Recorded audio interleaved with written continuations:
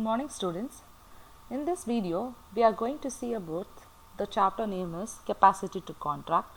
In this capacity to contract, today we are going to discuss about what are the laws relating to the miners agreement.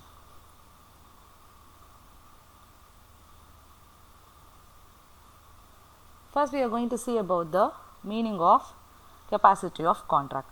The capacity is mean the person one who have the ability to enter into the contract, that is mean by capacity of contract. Then only the agreement is valid and can enforce. If the person don't have the capacity, then the agreement cannot be valid agreement. In this definition, they explain about what is the ability of the person to enter into the contract. In this definition, I mentioned the competency in age of majority and then sound mind, and the third one is not disqualified from any law. So these three capacity is completed, then he have the ability to enter into the contract. And then the three classes of persons, who are the persons are disqualified. The first person is minor, and the second person is persons of unsound mind, and the third person is disqualified by law. In these three classes of persons, they are not competent to enter into the contract. The next one is minor. Minor means the person is not completed 18 years of age, he is called as a minor. In certain cases, in two cases, the person must attain the 21 years of age, then only he is called as a major. If it is not completed 21 years of age, then he can assumed as minor. What are the two cases? We will see the person's property under the guardians are appointed under the Guidance and Wards Act, then he must attain 21 years. And the second cases is the minor property is under the legal protection of the court, then he have to complete it 21 years. Then only he is called as a major, otherwise he is called as a minor. But other cases, he completed 18 years, then he is called as a major. Now we are going to see about law relating to miners agreement. The law related to miners agreement is based on the fundamental that law always protects the minor. The rules regarding miners agreement are as under. The first one is void ab initio. I will tell you what is the meaning of void ab initio, and the means the beginning stage itself it is invalid, then they call it as void ab initio. In the case of minor, if you enter the contract with a minor, it is called as void ab initio, because of we can't create any legal rights and we cannot complete that obligation. Then once you don't have any legal rights, then we don't have enforceability. We can't enforce against any of the person. I will tell you an example of void ab initio. Mr. X is a minor, mortgage his house for 20,000 to a money lender, but the mortgagee, that is called as money lender, paid him a sum of 8,000 rupees. Subsequently, the minor sued for set aside the mortgage, held that the contract was void because X was minor and therefore he is not liable to pay anything to the lender.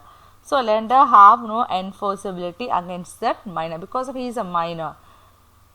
So there is no contract. Next one is no estoppel against minor.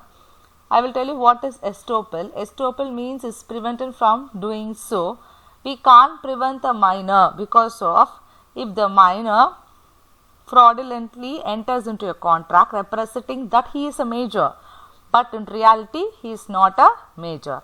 Then later on he can hold his majority as a defense and cannot be estopped. So minor who falsely represents himself as a major and induces another person to enter into the contract, he can plead that minority as a defense because he is a minor. We can't take any legal action against the minor, so he can use as a defense to protect himself. So there is no estoppel against minor. Third one is beneficial contract. Beneficial contract means the minor have the capacity to get the benefits out of the contract, but he cannot enter into the contract because of he is a minor. So the minor is incapable of making a mortgage or promissory note, but he is not incapable of becoming a mortgagee or a payee because of he have only derived benefits from the contract. He cannot enter into the contract. Now the next one is no ratification of agreement, because the minor's agreement is void ab initio. If it is enters into the contract, we cannot give ratification because he have no authority to approve the contract because he is called as a minor. So there is no ratification of agreement, because an agreement made by a minor cannot be confirmed by him and obtaining majority by him obtaining majority. This is because minor agreement is void ab initio. If the minor on obtaining majority, once the minor becomes in majority, they have to create a fresh agreement, because in the case of minor, he create an agreement with a guardian. Once he become a major, the old agreement cannot be continued, because at the time of minor there is a separate agreement. After he became a major, you have to create a fresh agreement with a fresh consideration. So then only the agreement it's a valid agreement. The next one is no liability in contract or in tort arising out of contract. The tort means any wrong thing which is done and we can enforce that tort. So that is called as a tort. Any civil activity or some criminal activities, we can raise any case against such criminal activities, that is called as a tort. A minor agreement is, it's an absolutely void. If a minor entered into the agreement by misrepresenting his age, because his age is 17, by him misrepresenting his age is 18, but he cannot be sued because of he is a minor.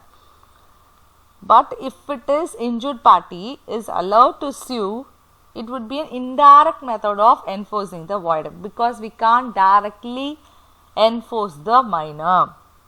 So a minor is not liable for tort. The next one is doctrine of restitution. Doctrine of restitution means when a person obtains property or goods by false representation. If any person misusing some person to get the property, then he can be compelled to restore the person. So he have to return that property to the particular person. The doctrine applies to minor also. So minor also return the amount or the goods to the particular person, one who held for at the time of minor. Next one is liability for necessaries.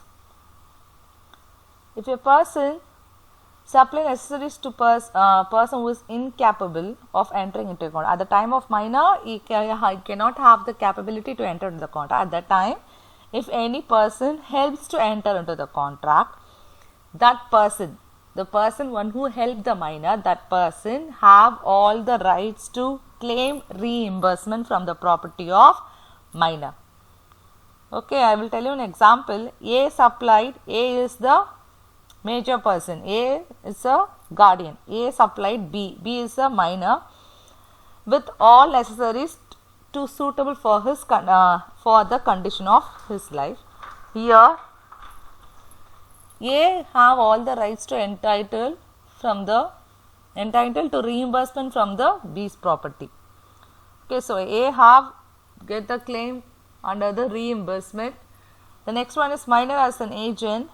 Minor can be appointed as an agent because the agent is have a connecting link between the principal and the third party, but he will not be personally liable under the act of the agent, because the principal will be liable to the third person for the act of the minor agent in the ordinary course of business. The next one is minor as an insolvent. All agreement with the minor is absolutely void. Therefore, minor cannot be declared as insolvent. Next heading is the minor can execute negotiable instrument. A minor is competency to draw or negotiate or endorse negotiable instrument. However, it may be noted that the minor will not incur any personal liability under such increments. So, if there is any liability comes under the negotiable instruments, the minor will not the liable person to pay all the liabilities. The negotiable instruments executed in favor of the minors can be enforced. And the next one is liability of minor, parents or guardians. The minor's contracts do not impose any liability on his parents or guardians even if the contracts are for necessaries. However, if the minor is acting as an agent for the parents or guardians, then the parents guardian shall be liable under the contract. The next one is minor as a partner. Minor cannot be a partner in the partnership firm. He is admitted only for getting the benefits under the partnership firm. He has no right to take part in the management of the firm. His liabilities are only limited to the extent of his interest in the partnership. Thank you students for watching this video.